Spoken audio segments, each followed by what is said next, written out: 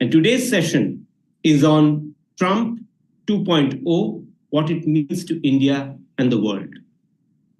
Former US President Donald Trump's re-election has injected a fair mix of continuity as well as unpredictability. There are many variables that are different from his first term, and there are new challenges with two wars and tension ongoing in the world and a rising and an assertive China. His approach to the Indo-US ties is also being keenly watched here in New Delhi. To make sense of his stunning victory, a stunning comeback, his path to the White House, his agenda in the second term, there are a myriad questions on everyone's mind. Was Trump's win a surprise? What does his cabinet picks mean so far? What will Trump's immigration agenda mean for Indians? Will Trump's America First policy mean tariffs and trade barriers for India? What will be the impact on China's assertive behavior? Will Quad survive? Will Trump be able to stop the Russia-Ukraine war? Will Trump be able to bring peace in West Asia? To answer and explain some of these questions at this session of Express Explained Live, we have invited former Indian ambassador to the US, Arun Singh, who is a keen observer and an insightful analyst of the evolution of the US politics and the Indo-US bilateral relationship over the years. He will be in conversation with me today. Ambassador Singh was India's ambassador in Washington, D.C. through 2015 and 2016, and before that, as the Deputy Chief of Mission at the Embassy of India, Washington, D.C. from October 2008 to April 2013. He was also India's ambassador to Israel and France. And before that, earlier, he had headed the UN Policy Division and the Pakistan, Afghanistan, and Iran Division between 2000 and 2005. Welcome to Express Explain Live session, Ambassador Singh. Thank you, Shubhajit. Delighted to be with you. Thank you so much for joining us today. This edition of Explain Live session is brought to you by our associate partner, Plutus IAS. Ambassador Singh, now, before we come to the post-election Trump 2.0, I want you to give us a sense of the US politics that re-elected Trump. If you could give us a sense, this year, we saw initially President Biden was to contest against former US President Donald Trump, but then he dropped out. He withdrew from the nomination, and Vice President Kamala Harris was fielded from the Democratic field. After about 107 days of campaigning, the elections took place and Donald Trump made a stunning comeback, something that has not been seen in American politics for a very long time. If you could explain to us, how did former US President Trump and now President-elect manage to make this comeback and now is looking at the White House, going to occupy the White House for the next 4 years? No, thank you, Shubhajit. So at one level, his re-election has been a surprise. Of course, at another level, people were pointing out that his base remained with him and he was picking up additional support from different segments of the population. Now, in terms of the surprise, he had been impeached twice by the House. Of course, the Senate had not seen that through. He had been convicted by a court. Punishment had not been done. He had been accused of fraud. Several segments of the population had accused him of ill treatment, particularly related to women. And at the other end, you had Kamala Harris, who was in some ways a historic candidacy of an African-American woman, a South Asian woman, an Indian-American woman. And if she had won, she would have been the first woman president of the United States. Now, despite this, Donald Trump not only won the Electoral College, he also won the popular vote. Because when he had lost to Hillary Clinton in 2016, or when he had won against Hillary Clinton in 2016, he had won by the Electoral College, but he had lost by the popular vote count at that stage. When Biden had defeated Trump in 2020, Biden had got 81 million votes and Trump had got 73 million votes. This time, Trump got 76 million votes, but Kamala Harris got only 73 million votes. Now, 8 million of Biden's votes went away. 3 million went to Trump and 5 million just vanished. And of course, the size of the electorate would also have expanded. So this was indicative of something happening in the voting population that Kamala Harris was not able to draw her side. And most analysts have pointed out that among the factors that went against Kamala Harris was that the people were focused heavily on the issue of inflation, unemployment, and immigration. On inflation, for example, it has been pointed out that in the last 4 years, prices went up by about 20% and wages went up by about 20.5%. So people generally felt, large numbers, that they were not better off during the Biden presidency. Now, the Biden administration had taken several steps to increase investment and job creation in the US. You had the CHIPS Act, the Inflation Reduction Act, the Infrastructure Act. A lot of investment was being pumped in. But these take time. The impact of this would be felt later on. It didn't play out fully in the term that Biden was there. Also, because of COVID, there was a major disruption in the supply chain. And as a result of that disruption, prices had gone up. So there was a sense that inflation was impacting the common man.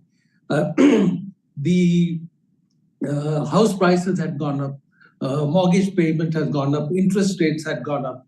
And so that also had a negative sentiment.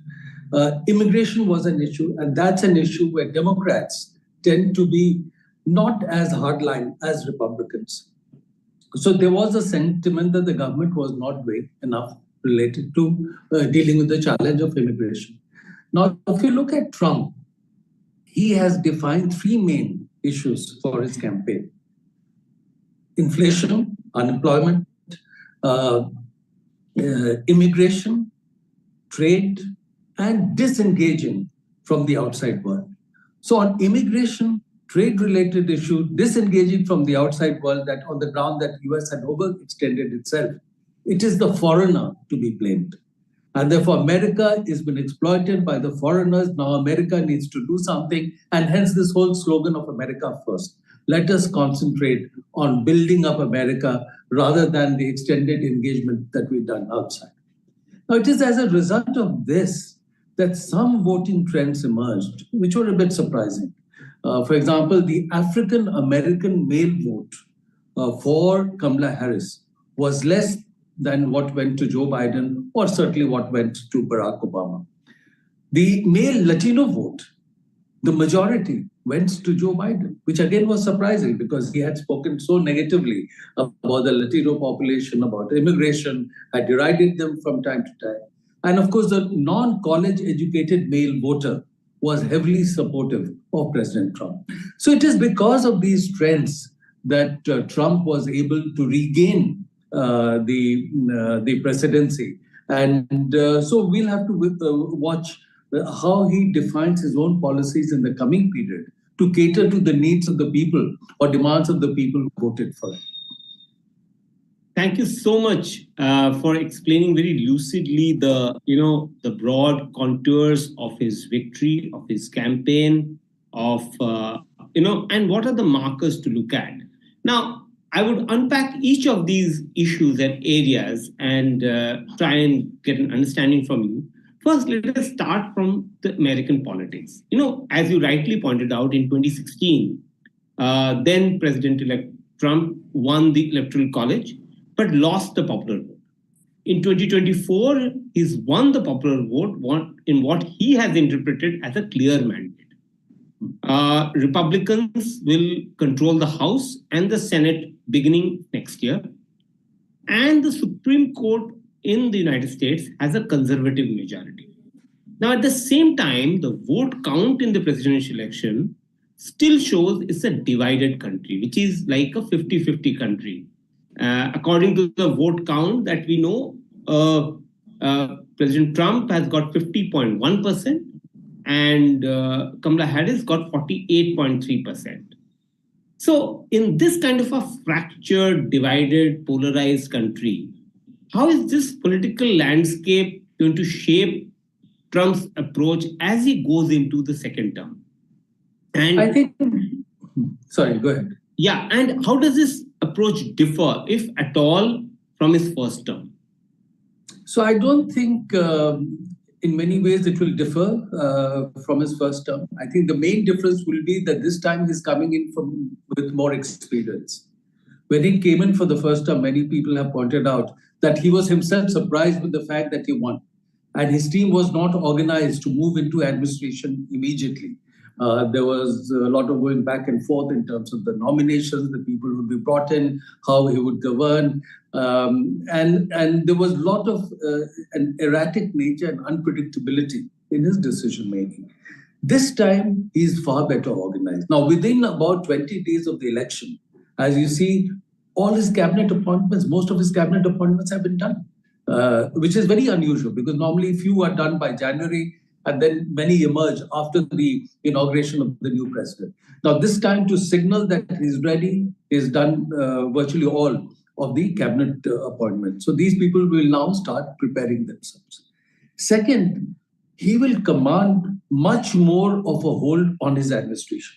Because last time, suddenly he had to bring in a lot of people from what were described as the conservative mainstream, Republican elements in the party, who didn't fully agree with him on his policies. You know, there was a talk of there being adults in the room who would check him and would prevent him from taking decisions that would go against the normal grain of American politics. Now, this time, there's no such talk of any other adult in the room. It's Donald Trump who is going to set the policy. That's one sort of difference from the past. The similarity is that even last time, he would said that he would try to shake up the administration in Washington. He would try to shake up the politics of Washington. He would try to reverse many of the policies that had been there for several decades and years through different administrations, both Republican and Democratic. And this time, again, the signal is the same. So they have done, for example, a few things, which is very unusual. Normally, an incoming administration or incoming team signs an agreement with the US administration to set up their transition office, where they get some funding, about $7 million. The office is set up, and they have to report all the additional funding that they're getting. This time, Donald Trump has not taken any funds from the federal government to set up that office. And, you know, people say there are enough billionaires around him for him able to manage that. Second, normally the incoming president sends his team that he wants to appoint for vetting by the Federal Bureau of Investigation or the CIA. That has not happened. He's done all the vetting by private agencies that they have contracted. One agreement they have now signed finally is an agreement with the White House, which would enable him now to send teams both to the White House and to the different departments to start learning about policies that were there in the past 4 years to see how they can take it forward. But this vetting by the federal agencies, they have not done so far. Now, this is a signal that he continues to be very skeptical about them, suspicious about them, doesn't want to go through the normal process, and it can have an impact because all these nominations have to go to the Senate for approval. Now, if the Senate is cowed down by Donald Trump, then they will accept. But it takes a few senators to say they would like that vetting to be done before they consider the nomination. Now, if they do that, it will delay the whole process of confirmation of the nominees. And similarly, you know, there will be issues related to when they go into the agencies.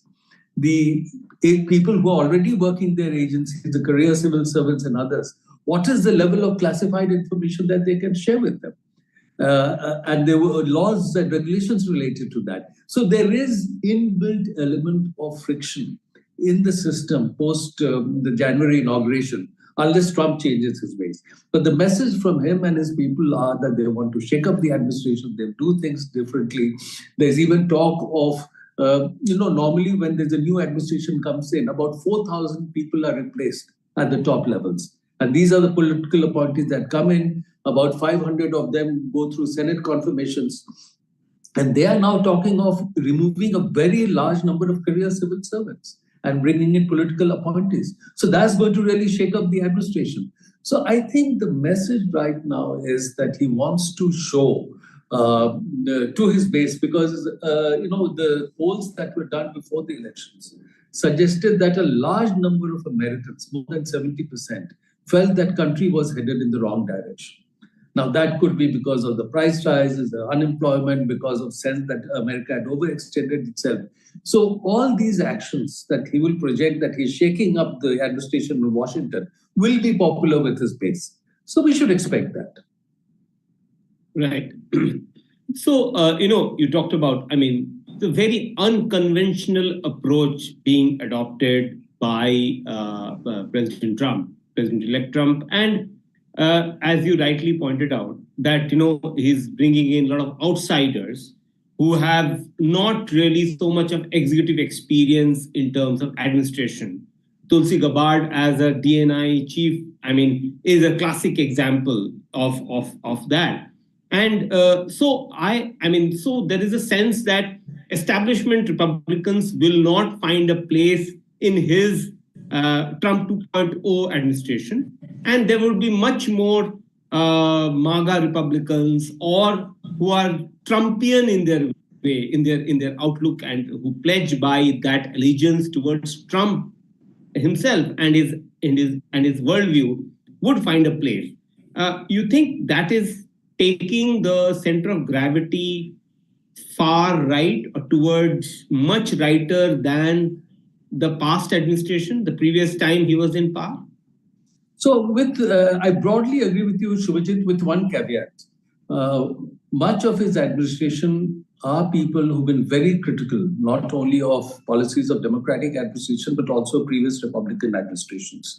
Many of the appointees are people who've been very prominent on some TV news channels, such as Fox News. The appointment of the Defense Secretary has been prominent there, and several other figures. And these are people who have been very vocal in criticizing what has been there. If you look at Defense Secretary, for example, he's been critical of the Pentagon, the Defense Department bureaucracy, for taking hard measures against US troops on the ground who've not been very careful in the kind of action they take on the ground. And there have been civilian casualties, issues related to international humanitarian law. And so he said that there should be no action against those people. All that should go ahead. So these kind of people who have challenged established norms in the US, he's bringing them in. Again, as you mentioned, Tulsi Gabbard, because of some of her actions going out to meet the Syrian president.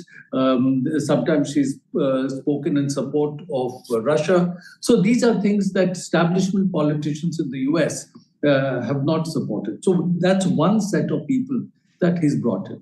Again, he's brought in people with very hardline views on immigration issues. And they want to really not just stop people coming in, but also looking at large number of deportations. That will disrupt families. It will disrupt people who have made a home for themselves in the US. So there'll be tremendous human and personal consequences of that. But one area where he's been a little more traditional is in the economic domain. So if you look at the appointments that he has indicated so far of Commerce Secretary, the Treasury Secretary himself has been involved in the assets and funds business. So those are people that have reassured the US investors, reassured the US stock market, and the stock prices and all have risen after Trump was elected. So I think onto that segment, he's signaling that he will do things that will be seen positively by the US investors, the US business people, the Wall Street business, the funds. And again, there he's talking largely of deregulation. And that's something that business likes. That, he will deregulate even more. The business will come under less federal scrutiny. But that can have consequences. Because if there could be consequences for the environment. Or if you look at artificial intelligence, and there he says, I will not look at regulating the development of technology. There could be consequences that are not foreseen. But that's the direction in which he wants to go. So I think sense I'm getting so far is that the business sector of the US politics and economy, what really wants to focus on unhindered innovation, unhindered profit making. They are reasonably satisfied with the kind of appointments and the policies that Trump has indicated so far. And even on the trade side, people he has selected, while talking of higher tariffs, are not talking of the kind of tariffs that his earlier US trade representative, Robert Lighthizer, used to speak of. And he has not been given any major appointment so far. So there, I think the signal is a more measured approach on the economic side, but very hardline approach in immigration, very hardline approach on disrupting the Washington-based administrative and political system. Right. You talked about the people around him, and I would be remiss if the most talked about person in his inner circle these days is Elon Musk, the world's richest man, billionaire. And he is said to be parked in Mar-a-Lago for the last 2 weeks, 15 days since election day, since election night. And so this relationship between Donald Trump and Elon Musk, I mean, that is something that one of the most intriguing, one of the most sort of interesting relationships that we are seeing unfold. In the past, we had seen Donald Trump being surrounded by his key advisors, his family. In the past, in the previous administration, we had seen his son-in-law, Jared Kushner, Ivanka Trump's daughter, they being his closest advisors. This time, Musk has seemed to have replaced many of them, or at least is part of the game. And in fact, he is being handpicked to head this new department called Department of Government Efficiency, along with Indian origin entrepreneur Vivek Ramaswamy. So I wanted to understand from you, what do you make of this relationship of Trump and Musk, two men with very different ideas, but also making a common cause with the view, the world view that they have. What do you make of this relationship? No, so you're right, Shubhajit. In fact, many say jokingly that in the US, for example, there is the position of the First Lady of the United States. During Trump's first term, his daughter Ivanka Trump played a very prominent role and was referred to as the first daughter. And they are saying now Elon Musk is the first buddy for the new team that is coming up. Now, certainly Elon Musk has got a lot of prominence. He got it before the election. He appeared with Trump at various rallies. He used the channel he controls, X, Twitter, to promote Donald Trump and his policies. Many people have pointed out that the $100 to $150 million investment that Elon Musk has made in the Trump campaign is perhaps the most profitable political investment ever made, because Musk has done that to look at eventual profits for his own companies, because his companies were coming under federal regulation, federal scrutiny that he felt would impact on him negatively. And so he will certainly try to use his access to Donald Trump, his influence so far on the incoming administration, to have subsidies, federal support, deregulation that will benefit his set of companies. And so that's one area. But, I would say that Donald Trump is Donald Trump. And he uses people at different times, gives them prominence, and then but ultimately he wants to be seen as the only star in that firmament, and nobody else should be seen as anywhere close to that. And even in the Trump 1.0, there were people who were prominent, and very soon they were out of the system there. Elon Musk certainly is trying to influence the process of selecting new appointees. But you can say that he's made one major mistake in this process. He publicly supported the appointment of Howard Lutnick, who was the co-chair of the transition team, to be the next Treasury Secretary. And not only he campaigned for that at Mar-a-Lago, but he tweeted that Howard Lutnick should be the next Treasury Secretary, and if you choose Scott Bessent, it will be business as usual. I think from Trump's perspective, going public with something like that would have been seen as very negative. And eventually, Trump chose Scott Bessent to be the Treasury Secretary, not the person that Elon Musk had supported. And as far as I can assess, going by past experience, for Elon Musk, this is strike one.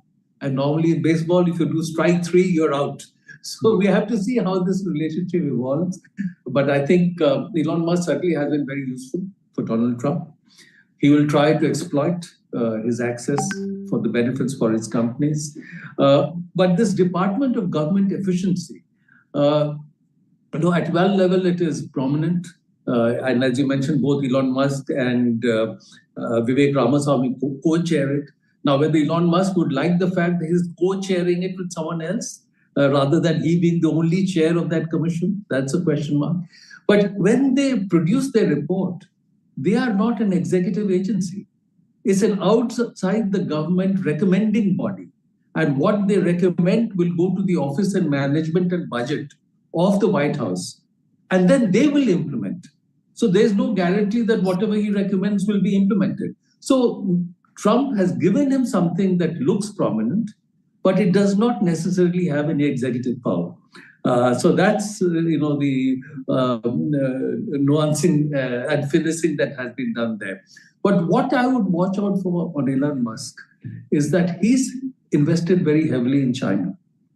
And there are others around Donald Trump who are invested very heavily in China. One of his big supporters is somebody who's invested heavily in ByteDance and TikTok. Some of the major private equity firms in Wall Street who have supported him are invested heavily in China. These people would not want high tariffs or a strong posture related to China. At the same time, Trump has appointed on the national security side people like Mike Waltz, the national security advisor, Tulsi Gabbard, director of national intelligence, Senator Rubio as the Secretary of State, who have been hawkish on their stance on China. And already people there are talking about big fight between these two factions about what should be the policy on China. Should you continue with the hardline approach, or should you accommodate a little more given the economic interlinkages? So I think we should expect that battle to play out. Going by past experience, Trump will play one faction against the other, and he'll use different recommendations at different times, depending on what suits him politically and what suits his negotiating leverage with the Chinese. Absolutely.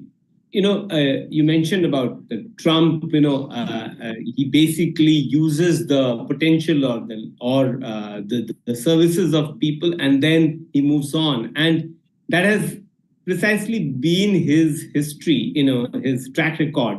And because he's had a very short patience with cabinet appointments in the past. According to figures from David Marshak, who's the co-author of The Peaceful Transfer of Power, the average tenure for a cabinet secretary in Trump's first term, other than Treasury, Commerce and Housing and Urban Development, was 1.8 years. For the key security agencies like Defense, Justice and Homeland Security, the average term was 10.5 months, which is less than a year. In fact, Trump had 4 NSAs in 4 years. Mike Flynn lasted only 24 days. So that tells us the kind of, off and on relationship he might have with his cabinet appointees, as well as his close advisors, except for his family, of course. And so coming back to Trump's policy positions, I wanted to ask you, President Trump, he campaigned on a number of policy proposals or promises, including mass deportation of illegal immigrants, implementing a 10% across-the-board tariff on all US imports, and ending the war in Ukraine even before Inauguration Day. Now, political campaigns and governance are two different things. In your opinion, Ambassador Singh, what are the top agenda items on President Trump's desk on day one?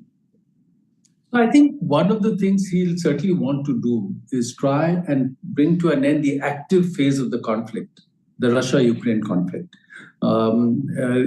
He and his team have said repeatedly that the support to Ukraine should be curtailed, this conflict should be brought to an end. You would recall that last time when the Biden administration got a $60 billion package through Congress to support Ukraine, it took them a lot of effort. The Republicans in Congress were opposing that. So I think that will be one. He, as you've seen, he's already appointed a special envoy for the Russia-Ukraine conflict, Keith Kellogg, who was earlier in the National Security Council. He was also the National Security Advisor to Vice President Mike Pence. And recently, Keith Kellogg wrote an article in the America First Policy Institute, basically recommended that there should be ceasefire along the present situation, and then you move on from there, try and give Ukraine some security guarantees. So that would be one effort that he'll certainly try to do. And I think from India's point of view, if they're able to do that, it will certainly help, because with the ongoing conflict, increasing isolation of Russia against US, distancing from US and Europe, Russia is getting more and more linked to China. Of course, we have a good relationship with Russia. So we would certainly not want that Russia's dependence or relationship with China get more and more. To the extent that can be arrested, that would certainly be helpful. But the complication here will be that if the European countries feel that their interests have been abandoned in this process, then you could end up seeing a divide between US and Europe. And that will have consequences for the transatlantic relationship, for how the Europeans look at supporting US in other theaters.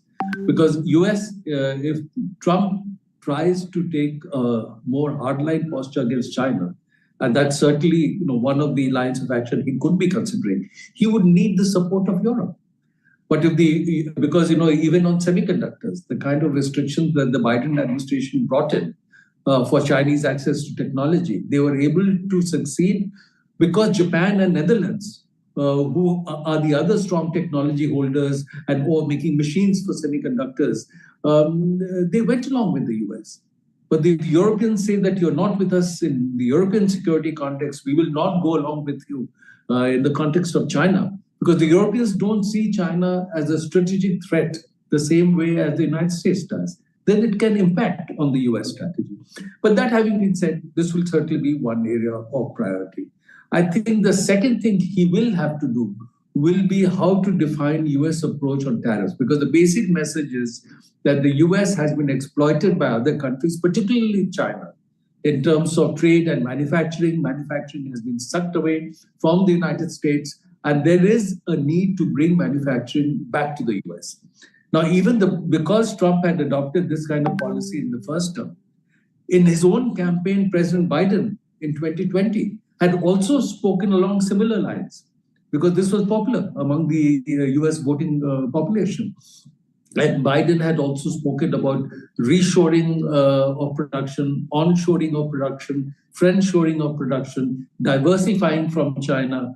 So I think that approach will continue, because in many of the critical technologies, Chinese have made great advances. And even as the US may want to disengage somewhat or lower the level of its engagement internationally in different contexts, they would still want to keep US as the number one. They would still want to have US preeminence technologically and globally. So from that perspective, they need to have a certain posture, they would argue, related to tariffs and technology access for China. So there, I think that would broadly be the line, and the national security team he has would argue along those lines. But his economic team, as it exists right now, would want him to be a little more moderate. So we have to see how that policy plays out. And I think the third area where there will be a lot of focus would certainly be on immigration. Right. You talked about the Russia-Ukraine war, and we've seen Trump has said the war wouldn't have happened if he were president, and that if he were president, he would negotiate an end, I quote, in 24 hours. In fact, during a press conference with Ukrainian President Volodymyr Zelensky in September this year, he said he would work with both parties to try to get it settled. In fact, he said the war has to end as Ukraine has gone through hell. He also has touted his good relationship with Russian President Vladimir Putin, as well as with Zelensky. Now, the concern really in Europe and many parts of the world is, does this mean that Trump will sell out Ukraine? So, I mean, that's certainly the kind of worry that policymakers, leaders in Europe are articulating. That even in Trump 1.0, he had not been supportive of Zelensky. And he had made certain demands on Zelensky, and he felt that Zelensky was not as supportive of him as he would have liked. I think President Trump tried, even in his first term, to improve relationship with Russia, with President Putin. And at that time, he was held back by US Congress. Because as you know, in the US, the Congress sees itself as a co-equal branch of government. It takes initiatives on its own. It can stop initiatives taken by a US president. And it was the US Congress which felt that Trump was trying to move positively with President Putin that passed this legislation, CAATSA, Counting American Adversaries Through Sanctions Act, under which any major purchases, economic or defense related from Russia, would come under sanctions. So that was, and President Trump realized that if he vetoed that measure, then the Congress had the votes to override his veto. So he signed it into law. So he was constrained in that way. But I think he feels that in the US society today, there is a broad fatigue at the level of support that has been given to Ukraine. More than $100 billion have been economic and military assistance to Ukraine. If you look at the situation on the ground, it is broadly in the nature of a stalemate, even while tremendous destruction is happening in terms of lives, in terms of property.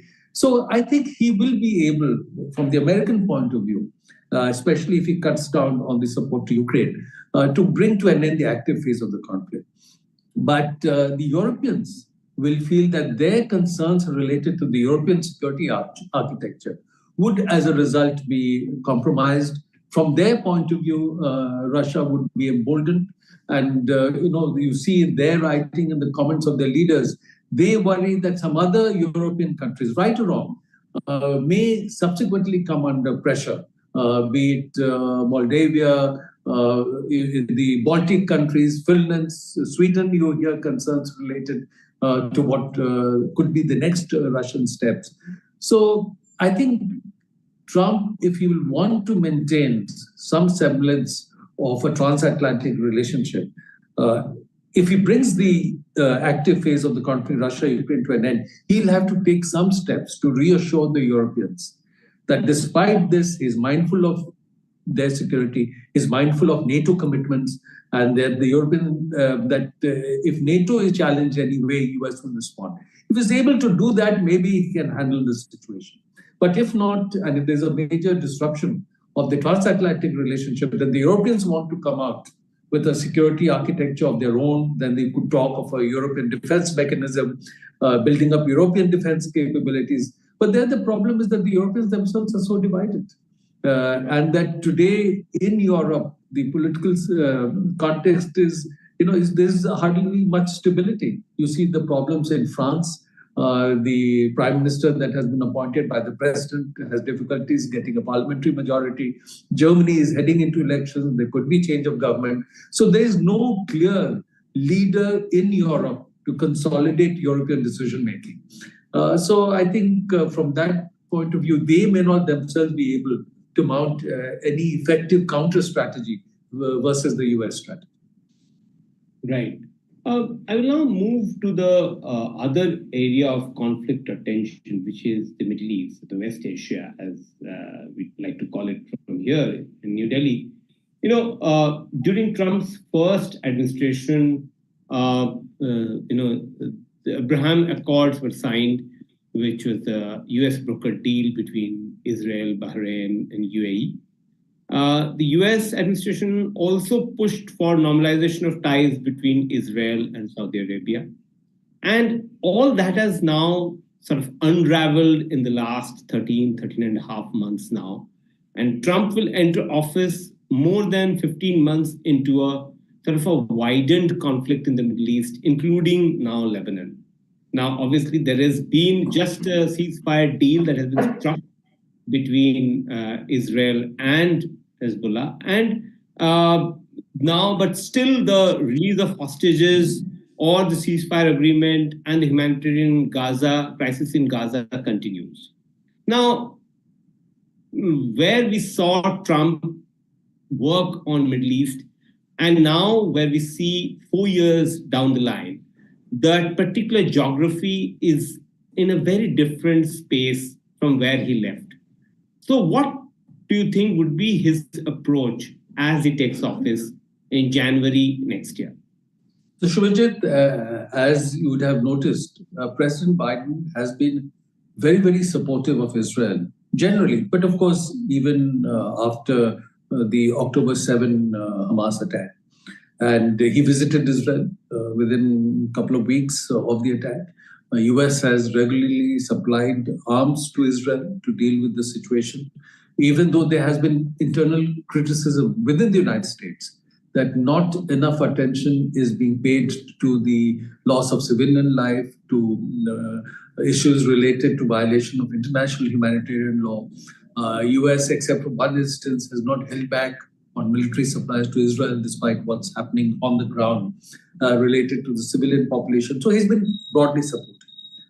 But President Trump, based on what we saw in Trump 1.0 and subsequent comment, is even more supportive of Israel. He's already appointed a special envoy for the Middle East. He's also nominated someone to be the ambassador to Israel. And both of them very, very supportive of Israel. So I think in Trump 2.0, we can expect that whatever strategy Israel works out for itself, or the Israeli Prime Minister Benjamin Netanyahu works out for the government, be it related to Hezbollah, be it Gaza, West Bank, the Trump administration will be fully behind that. Now, the challenge here would be that what does it mean then for relations between Israel and the Gulf countries? Because you had the Abraham Accords, and as a result of that, 4 or 5 Arab countries then established diplomatic relations. There were increasing exchanges between them, particularly UAE and Israel, various visits, economic delegations, trade fairs, and other things. Now, all that, and the relations have not been disrupted formally, but all this kind of activity has come to an end because among the Arab populations in these countries, there is a level of anger based on what is happening in the Israel-Gaza situation. And therefore, to what extent those governments would be able to continue to move forward based on what happened in 2020 and before the October 7, 2023 attack, that will be a question mark. And of course, I think the Trump administration would want that once again, if there is a ceasefire in Gaza or if the active conflict comes to an end, if some elements of that process can be revived. Now, whether they can once again talk to Saudi Arabia for normalization, I think it will take time, given the situation, because more than 40,000 people have been killed in Gaza, according to various reports. But the real challenge is that nobody can anticipate what is now going to be the relationship between Israel on the one hand and Gaza and West Bank on the other. Because the international talk is of a two-state solution. And Gaza and West Bank being part of one Palestinian state, or in the immediate time frame being governed once again by the Palestinian Authority. And it is clear that in Israel, there is no support for this idea. That at the moment, the mainstream, the majority in Israel, and particularly the present Israeli government, does not really support a two-state solution. They don't want the Palestinian Authority to govern both Gaza and West Bank. They don't want Palestinian control, at least in a short time frame, to come back to Gaza, because in 2005, Israel had withdrawn from Gaza and then after was only present in its perimeters. And they would argue that it was because of their withdrawal that Hamas and others were able to build up their military capacity and attack Israel in the way they did on 7th October. So they will be reluctant to go back from Gaza. So that's a new situation. Similarly, many would argue that Hezbollah has been weakened tremendously. That's why they've gone for a ceasefire. But then they can build up their capacity. There are others who argue that in the Israel-Iran conflict, which saw 2 rounds of exchanges, some say, those who support Iran say that Iran did reasonably well. Those who do not support Iran or support Israel say that Israel was able to establish its dominance and has been able to take out much of Iran's air defense system and then signal that it can attack when it wants, wherever. So whether Trump would encourage Israel to further diminish Iran's capacity. So these have all become now question marks. And should that happen, then what is going to be the relationship with Iran and the Arab countries? So one can argue that based on Trump's approach, I think as far as the situation in West Asia is concerned, at the moment there is no clarity on how it will develop. And there'll be consequences for us.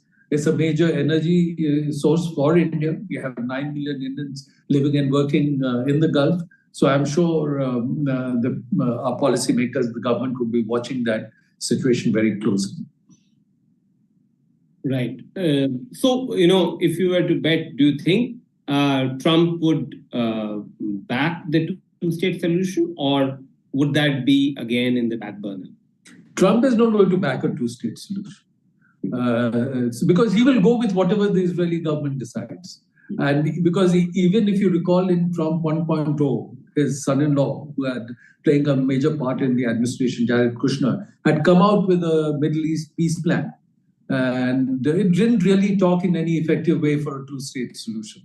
So he's not going to. And again, it was Trump that moved the US embassy from Tel Aviv to Jerusalem, which is what Israel has been demanding. And then he unilaterally accepted Israeli sovereignty over the Golan Heights, which internationally is seen as Syrian territory occupied by Israel.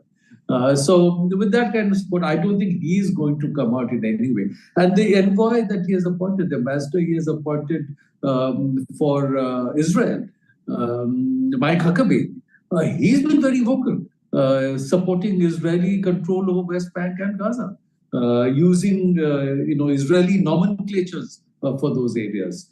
So I don't see that happening from Trump. Okay. And, the maximum pressure on Iran that Trump administration really talked about, and Trump actually walked out of the JCPOA under his watch. I mean, the US walked out of JCPOA. Do you think that hardening of position against Iran will continue, and that will sort of, as a consequence, benefit Israel in the current scheme of things? So, I mean, at first glance, one can expect that, because even in his first term, he had taken a very hardline position on Iran, completely reversing whatever the Obama administration had done. And as you mentioned, he walked out of the Joint Comprehensive Plan of Action. Many, of course, argue that it was as a result of that Iran was able to further advance its nuclear program, which was a challenge also for the US. But after the Israeli action against Hamas, Israeli action against Hezbollah, some of the US, UK, Israeli action against Houthis, the Israel-Iran exchanges, I think many would want to do an assessment about what is now the balance of power in the region, particularly between Israel and Iran, and what are the new options for policy that open up as a result. And whether, from the American perspective, there is a need to further degrade Iranian capabilities, or they can accept what is the situation now. I think these are things that are right now in the realm of uncertainty. The incoming administration would do their analysis and work their way through that. So yeah, I think these would all be areas of concern that people would be watching. Right. I'll come to the sort of elephant or dragon in the room, and the Chinese, the challenge that Trump was the first US president to frame China as a strategic threat, a rival in the national security strategy in 2017. And seems like we would expect continuity given what the first Trump administration policies were unveiled, and Biden continued with some of those Trump's approach. One of the outcomes of that was we saw Quad being revived by Trump, and Biden elevated it to the leaders level. Now, one interesting sort of phenomenal angle is that the Russia-China no limits partnership that has now come in since 2022, which didn't exist in Trump 1.0. So my question to you, Ambassador Singh, is how does Trump manage his relationship with Putin on one hand and a hard line on China? How does he balance that, and how do we square this in the next 4 years? So I think for Trump to get a better relationship with Putin is not a challenge in terms of his domestic politics. The people who voted for him would not look at that negatively. There is a policy community in Washington, D.C., in the Congress and otherwise, who have been critical of what they see as Russia's challenge to European security architecture. From their point of view, some of the Russian cyber actions that are there, or for people, elements based in Russia. So they see Russia from that perspective. But I think in the wider population, if Trump takes that step, there's no cost for it. On China, so that's one. Second, for a US president, if he's softer and more accommodative in one theater, he needs to be hardline in some other theater. For the people to feel that we have a strong president. And so that could be one encouragement for him to take the hard line on China, because the hard line in China is not necessarily linked to Chinese support for Russia. To some extent, it was there in the Biden administration. They argued that China had helped Russia rebuild its defense industrial base. To some extent, the Europeans, who otherwise did not look at China negatively from the strategic perspective, have now been saying that because China has helped rebuild Russia's defense industrial base, there's a challenge to the European security architecture. So Trump has looked at China negatively because of what he described as China's predatory economic and financial practices, theft of intellectual property, which has sucked away manufacturing from the US and therefore led to wage stagnation in the US, death rates going up, the drug addiction going up, longevity coming down, and that he will take strong line against China, have tariffs so that manufacturing comes back to the United States. So he can continue with that. But even there, although that was his broad approach, and as you mentioned in the national security strategy brought out by the Trump administration in 2017 in the national defense strategy, China was described clearly as a strategic competitor. But at one level, that was not new, Shubhajit. If you go back, President Bush, in his own election campaign in 2000, had spoken of China as a strategic competitor. Before that, Bill Clinton used to speak of China as a strategic partner. But Bush administration was completely preoccupied by 9/11 and their response to that and what they needed to do in Afghanistan, then in Iraq. So they did not really squarely stand up to the China challenge as they saw it. The Obama administration that came in wanted to distinguish itself from the Bush administration. So first spoke of strategic reassurance to China, but later started talking of rebalance, pivots to Asia to deal with the China challenge. But even that they were not able to fully do because you had the Russia's action in Crimea in 2014. There was uncertainty in West Asia, instability in West Asia. So he had to remain focused. Trump was the one then who clearly defined this challenge. But even there, if you see the book written by his national security advisor, John Bolton, in June 2019, he met President Xi on the sidelines of a G20 meeting and said to him that if you buy more farm produce from the Midwest states, It will help me politically. And then I'll take a more softer line approach to China. So he was trying to see how he could negotiate all that for his own political advantage.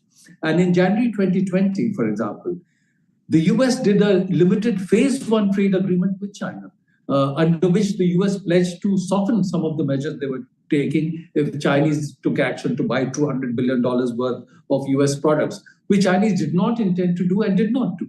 But Trump needed it politically at that time because he thought it would help him in the elections. Chinese had stopped buying a level of farm produce from the Midwest states. The US had to give $15–16 billion of subsidies to the farmers in the Midwest states. And when he did that, because he saw political advantage to himself, if you recall, it was a strange sight of the president of the US signing in the White House an agreement with the visiting deputy prime minister of China, which is unusual in protocol terms, but he just wanted to play it up. So I think there will be a hardline posture, but the details of it will depend on the pressures around him, how the different factions are playing out, the interests of the people in the finance and business sector who have supported him, and what is the political advantage that he sees for himself. And again, if you go back and read the books by some of the people who worked with him, including his national security advisors, McMaster and Bolton, there was an element of unpredictability and an erratic aspect to the decision-making in Trump 1.0. And we should expect that to continue in Trump 2.0. Right, right.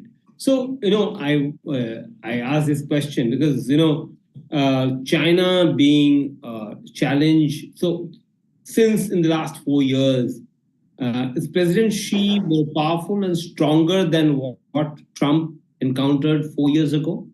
And because his NSA, Robert C. O'Brien, he wrote in a Foreign Affairs column in August this year that Trump 2.0 will pursue peace through strength. Now, what does that mean? And how does Trump what would be Trump's game plan to take on China under President Xi? At one level, the US has now said repeatedly that although they see Russia as an immediate challenge in the European context, Russia, from their point of view, is largely a military challenge. It does not pose an economic and technological challenge to the US. And they have said again that their main economic, technological, and military rival in a comprehensive sense is China. And China is the only country with both the intent and capability to replace the US in the international system. So whatever US strategies are adopted, they would certainly like to maintain their preeminence in the international system. And therefore, to maintain their preeminence, I would foresee that the technology restrictions related to China would continue. There were some in the Trump administration. They were taken significantly further in the Biden administration, and the Trump administration would take that further. Now, China is going through its own challenges. You've seen there have been a large number of corruption cases against several cabinet ministers. Two of the defense ministers have come under corruption charges. Some other leaders in the armed forces have come under corruption charges.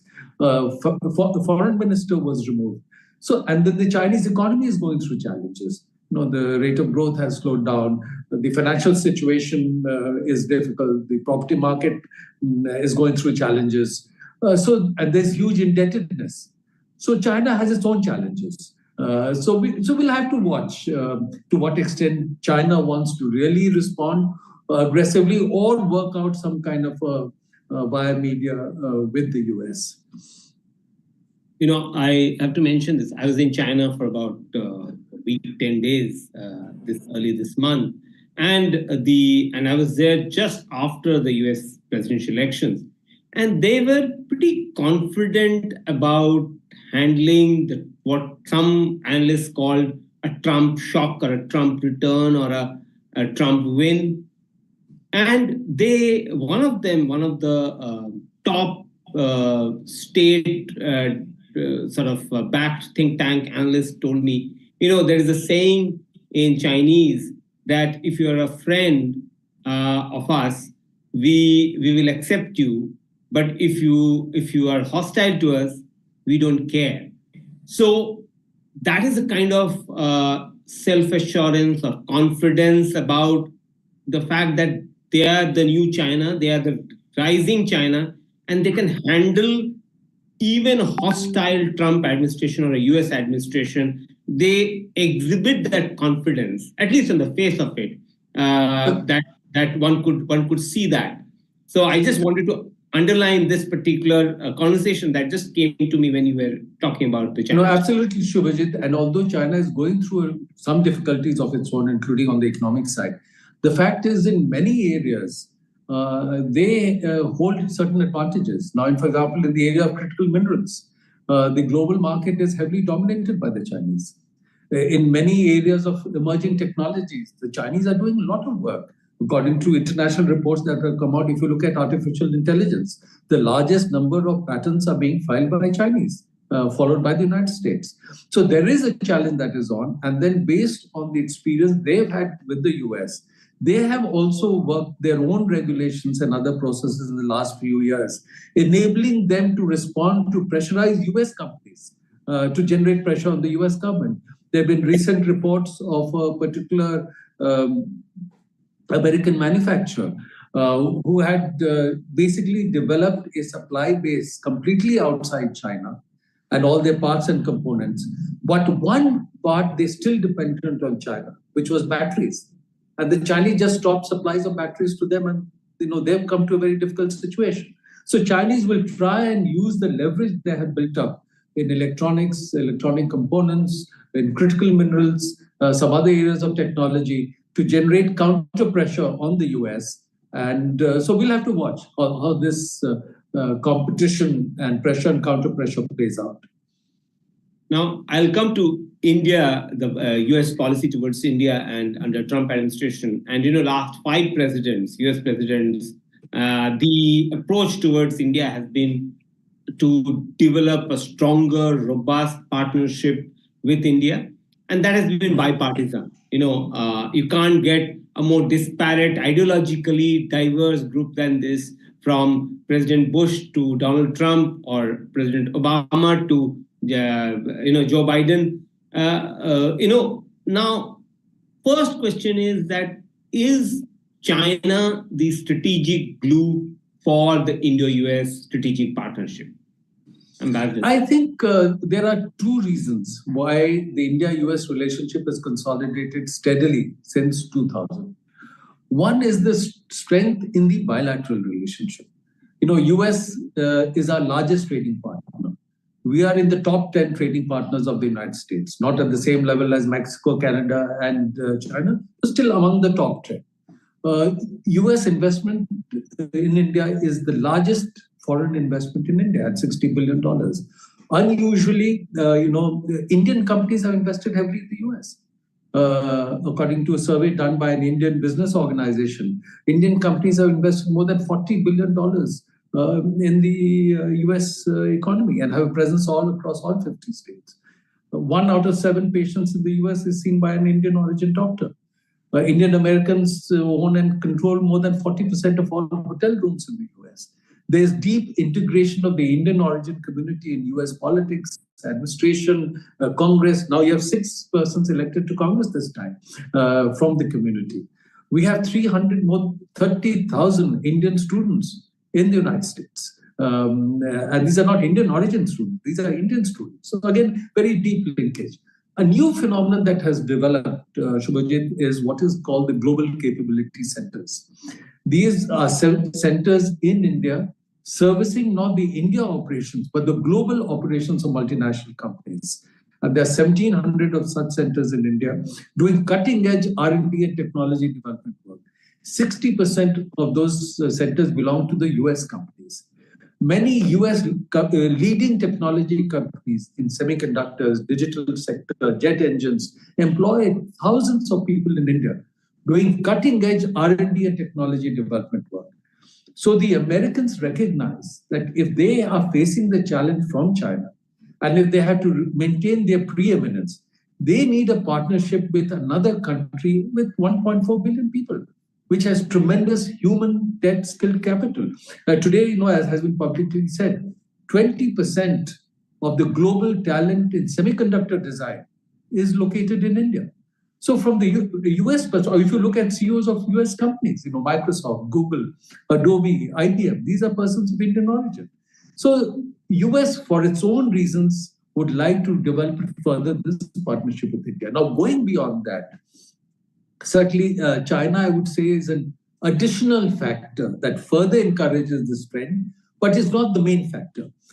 Because I think in the US assessment, a strong India in its own right, even if it is not overtly anti-China, would be a natural constraint on China's unilateral and assertive actions that you see in East China Sea, South China Sea, along our own LSC. So I think that's another reason why they feel that building a partnership with India would be useful for the US. But I think we should really look at the elements of strength in the bilateral relationship.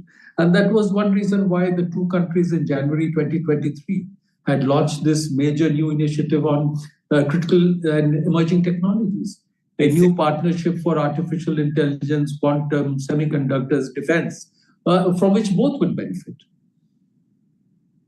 Ambassador, you talked about these, success of Indians or Indian origin Indian Americans in the US society. But the immigration is a hot button issue for India-US relationship. And India, as we know, sends skilled professionals every year. Almost 300,000 Indian students in the US are there, while India pitches for legal immigration. Illegal immigration is a real sore point for both countries. I mean, last year alone, under the Biden administration, about 1,100 Indians were sent back or deported on planes, on flights. I wanted to understand from you, how do you think will this play out with Trump 2.0, who has taken a very hard line on illegal immigration? So I think while generally this issue will be a challenge for many countries, particularly countries from Latin America, for India, the challenge may not be of the same order. Now, at one level, India does not encourage illegal migration to the United States. But it's happening. There are Indians going reportedly through Mexico, through Canada. But that's not good either for the individuals concerned. They spend a lot of money. They go through very difficult times. Or as a society, certainly that's not what we would like to encourage. But there the problem would arise if deportations happen. And people who've been in the US for some time, or people who have families there, their lives are disrupted, then there will be play on the sentiments of people here, families there, here. And so that's one aspect we'll have to watch. As far as the legal skilled migration is concerned, H-1B, while from time to time there are political noises in the US that you need to curtail that, US jobs are being taken away. At the same time, the Americans say repeatedly that the US has been able to maintain its global leadership in innovation because of the skills coming in from outside on a regular basis. And Indians have been contributing to that in a major way. So they want to retain that, although there could be from time to time enhanced regulation. Again, at the same time, the Americans tell us always that even when there are restrictions, the largest percentage of H-1B visas still go to Indians.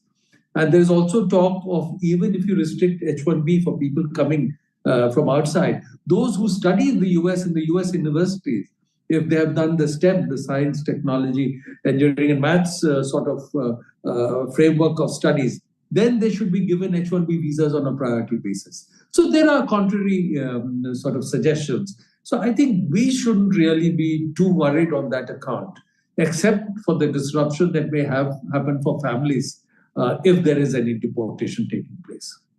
Also, optics-wise, it will be very difficult for any Indian government to sort of manage perception, and that if planefuls of loads of Indians, illegal immigrants, are deported back to India.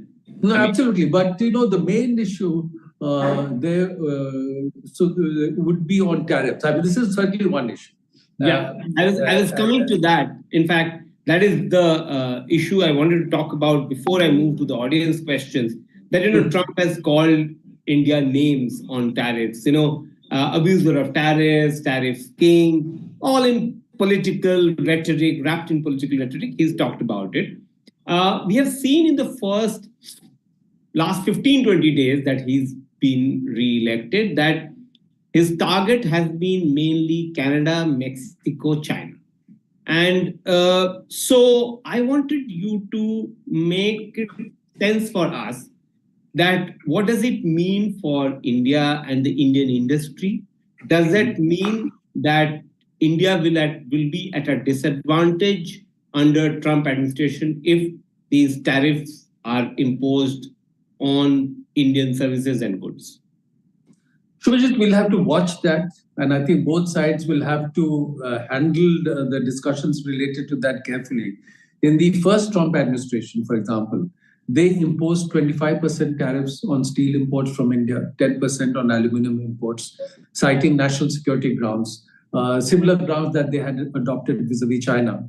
Now, here the argument was that if you say India is a strategic partner, then how do you use national security grounds to impose tariffs on Indian products? But anyway, they had gone ahead and done it because for Trump, tariffs played in a particular way. Second, because they were not happy with the kind of market access they were getting for some of their products, they removed the GSP benefits, under which almost $6 billion worth of goods went from India to the US tariff free. So that again was not a helpful measure. But the two governments did get into a conversation. And for almost 2 years, there was very intense negotiation on trying to do a limited trade agreement. Now, somehow that didn't work out. And the US trade negotiator at the time, Bob Lighthizer, later wrote a book where he was very critical of India on trade and tariff issues. So we can expect that that will be an issue that the administration will certainly raise. And I think our people will probably have to see how to engage with them, how to negotiate. Among the positive things that have happened, for example, in the Biden administration, and we'll have to see how that could be taken further, is, for example, in semiconductors. After the initiative on critical emerging technologies, 6 US companies announced investments in India semiconductors.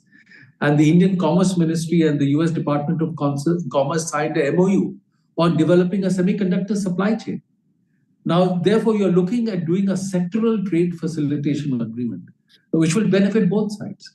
Similarly, India has now become a member of the Mineral Security Partnership, of which US is also a member. And I think it was on 3rd October this year, when our Commerce Minister was in Washington, the two countries signed a MOU on a supply chain for critical minerals, where there is a challenge internationally and China dominates. So you can look at developing a supply chain for critical minerals. And now there's also a joint US-India investment in critical minerals mining in Latin America. So I think they could look at certain areas where they develop new trade measures, new trading channels, which work for both countries. And that may be one way of negotiating and showing why there is advantage to both through this kind of a partnership, rather than getting really adversarial on tariff and market access issues based just on current patterns of production. I'll now move to audience questions. And the first question is from Meenakshi Argasya. Meenakshi, if you could unmute yourself and ask the question.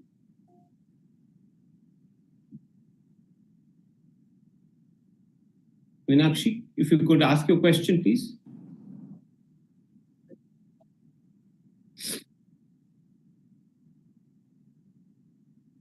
I think she's not audible. Okay, should we move to the next questioner? So then we could come back to her later. So the next question is from Kshitij Rajoria. Kshitij, if you could ask your question, please. Am I audible? Yeah. Yes, you are. Sir, what happens to Quad now? Would it be a military alliance or something else? And if India and China can work out some solution to the border conflict diplomatically, what are the implications of it for US foreign policy? Thank you.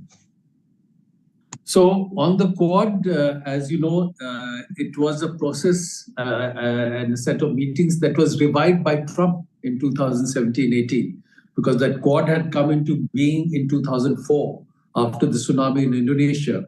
And when the navies of India, Japan, Australia, and US had responded to the situation and were seen as the navies with capacity in the region. And the Quad had some meetings till about 2007. After that, it was not functioning very well for various reasons.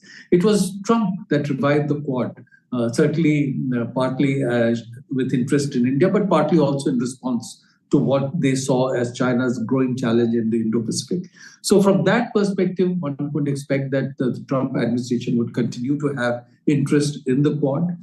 But the Biden administration raised the Quad to summit level meetings. Because in the Trump administration, it was first official level meetings and then ministerial meetings, but not summit level meetings. And there were 6 summits that were convened during the Biden administration. Now, whether Trump would want to continue with the summit level meetings of the Quad, that we'll have to see. I don't think there's any question of Quad getting into a military alliance kind of structure. Although now they do the Malabar series of naval exercises, because India does not believe in military alliances. And US on its own has a military alliance with Japan, it has a military alliance with Australia. So India is the only part of the Quad does not have a military alliance, not with any other country of the Quad, but with any country in the world. And India does not believe in that. So I don't think that is going to impact the nature of the Quad. Now, if there's continued forward movement on the India-China relationship after some of the measures that have been taken along the LAC, that doesn't rule out that you could face further challenges in the future. We faced the challenge from China since the 1950s. So let's see how the situation evolves. And the Quad is, aside from the China aspect, doing a lot to bring benefits to countries in the region, ASEAN countries, to Pacific Island countries. And also because of our membership in the Quad, as the US does more and more with India, Japan and Australia are also willing to do more and more with India. And you would have seen that when there was some criticism in the US of the kind of position we had taken for our own reasons on the Russia-Ukraine conflict, many supporters of India argue that because India was a part of Quad, there should be no negative actions or sanctions by the US against India. And again, because of Quad, a larger part of the US establishment engages with India than would have engaged if we were just dealing with a bilateral relationship. So there is more across the board understanding of India's concerns and engagement with India. So for various reasons, I think there are advantages for the Quad to continue. And I think that's the direction where it will certainly go. But, the summit level meetings, we'll have to watch what Trump decides.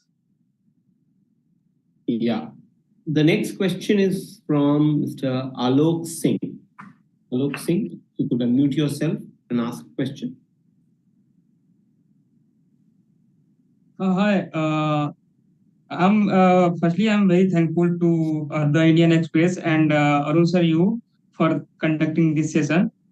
And I'm curious about a very simple question, sir. What could be steps taken by Trump in Trump 2.0 to prevent Russia-Ukraine war? Because it's not about now only the war between two diplomats or countries. Now it's impacting us globally, neighboring countries and all. So look, I think President Trump and the Trump team have indicated clearly that they would like, from their point of view, to bring the Russia-Ukraine war to an end. I think if they reduce the level of support that they've been given to Ukraine, there will be pressure on Ukraine to look at getting into negotiation on Russia. So we'll have to see how that plays out. The question mark here is that how the other European countries, particularly Central and East European countries like Poland, Czech Republic, and others react to this, because many of them feel threatened by Russian successes in that part of the world. So my sense would be that President Trump would certainly want to move ahead positively to try and bring an end to the war. But the question mark would be then how does he address the resultant concerns in other European countries? And on that, there is no clarity as yet. Right. The next question is from Mr. Rajesh Vasani.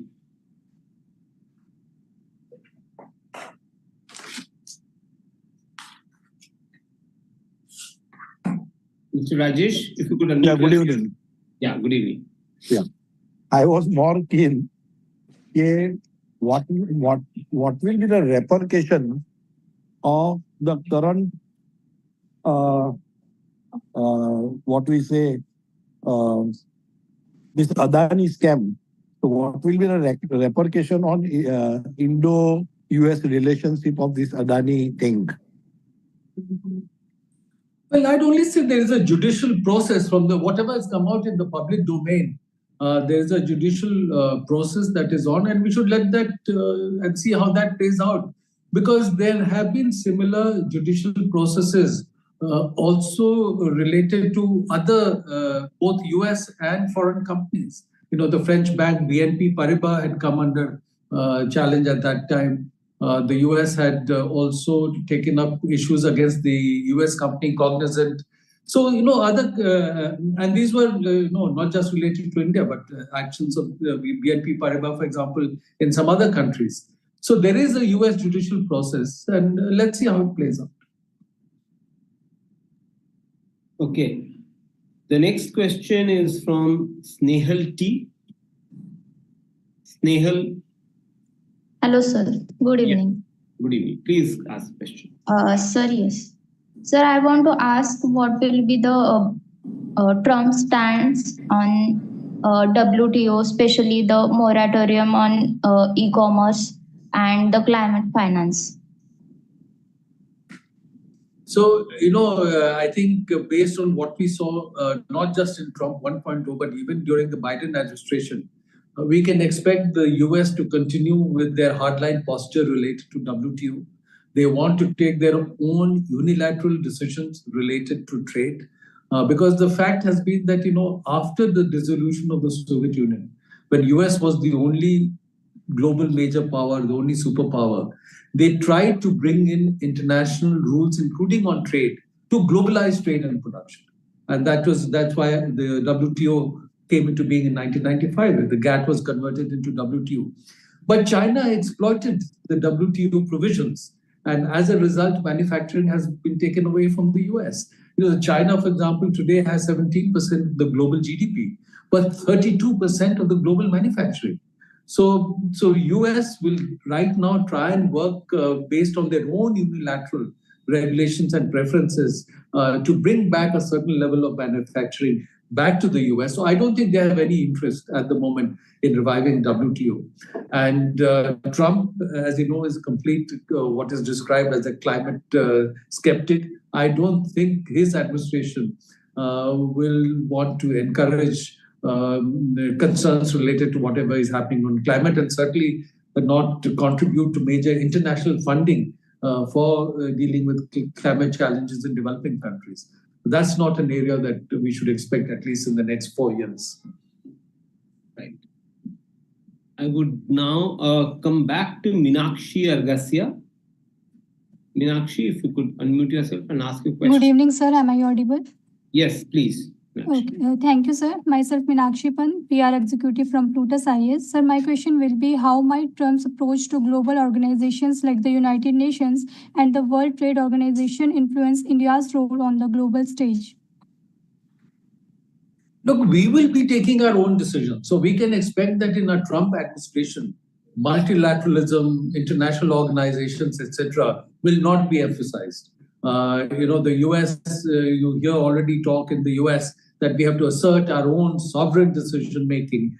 And it's very interesting that the leading global power, the most powerful global country in the world, is talking of their sovereignty vis-a-vis international organizations. In the past, they've tried to use international organizations to advance their own particular interests. But right now, so you should expect unilateral decisions, unilateral decision-making by the US rather than working through multilateral organizations. Then, of course, India will work out its own policies and interests.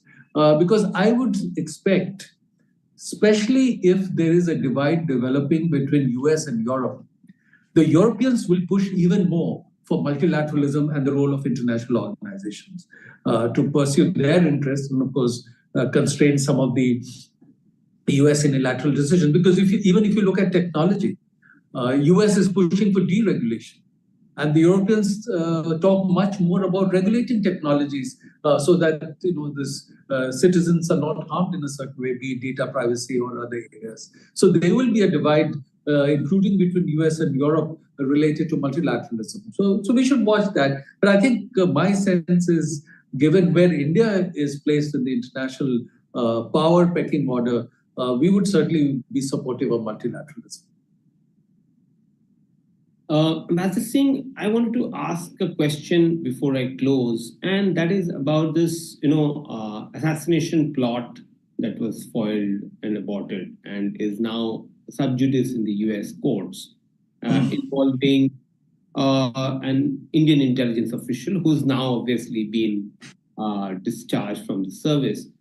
Obviously, it started under the Biden administration, but what do you think is your prognosis about this particular judicial process under Trump administration? Do you think that would continue, that would cast a shadow on the US relationship, or Trump would be able to sort of set aside this particular incident and not let it impact Indo-US ties?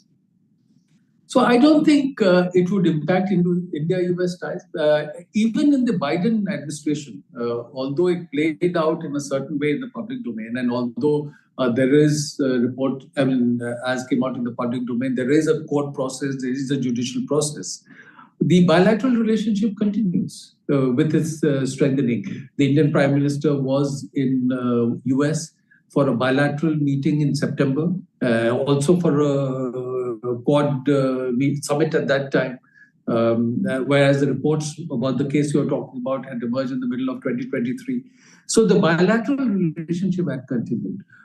So similarly, my sense would be that I don't think Trump will spend any particular political capital to stall or disrupt the judicial process, but he will not certainly in any way allow the bilateral processes and strengthening relationship to be impacted by that. That's how. But the additional point I mentioned, Shubhajit, is interesting in all our conversation, showing where international relations have evolved.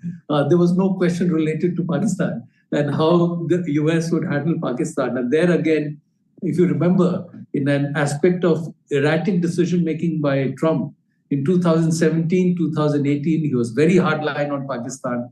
But 2019, when he needed Pakistan to get into an agreement with the Taliban, he invited Imran Khan to the White House. And there, in response to a planted question, he said that I'm ready to mediate on Kashmir, which is something that India never accepts. And then he went on to say that not only is he ready to mediate, that the Indian Prime Minister has asked him to mediate on Kashmir, which just cannot be true. And the Indian Foreign Minister had to make a statement in Parliament that there's no truth to what the President has said. So we should be prepared for the fact that his primary motivation would be what he will see as his political interest, as he sees the interest of people who voted for him. And where there is convergence between US and India, of course, we will do more and more. But this instinct of his to play the mediator, does that instinct kicks in Trump 2.0? He's got a bigger mandate. He might feel empowered enough, try his luck second time. So I don't think Shubhajit, he had the instinct to play the mediator. He just wanted to, as it were, please the Pakistanis. That, you must help me get a deal with the Taliban. I'm trying to help you. Because he didn't really play a mediator in any other context.